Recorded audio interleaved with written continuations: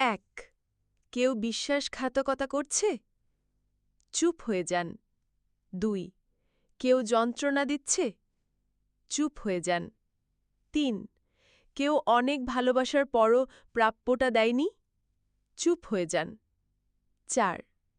কোনো মানুষ অনেক অপমান করছে? চুপ হয়ে যান। ৫. কেউ ঠকিয়ে গেছে? চুপ হয়ে যান।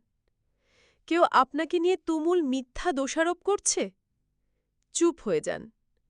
এমন নীরব হয়ে যান যেন সেই মানুষগুলো আর কখনোই আপনার শব্দ কিংবা ছায়া না দেখে। মৃত হয়ে যান তাদের কাছে। প্রতিজ্ঞা করুন আর কখনোই ঘুরে তাকাবেন না।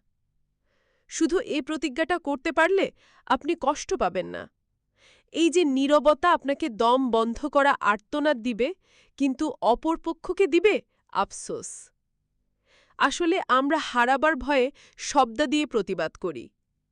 কিন্তু আপনি জানেন কি, যে মানুষগুলো আপনাকে মানুষ বলে মূল্যায়ন করেনি, আপনাকে দম বন্ধ কান্নার অনুভূতি দিয়েছে, তারা আপনার কেউ না। তাই নিজের স্বার্থে বাঁচুন, নিজেকে ভালোবাসুন। আপনার একজন সৃষ্টিকর্তা আছেন। সকল দুঃখ, কষ্ট, চাওয়া পাওয়ার কথা সৃষ্টিকর্তাকে বলুন। তিনি সব কিছুর সমাধান করবেন।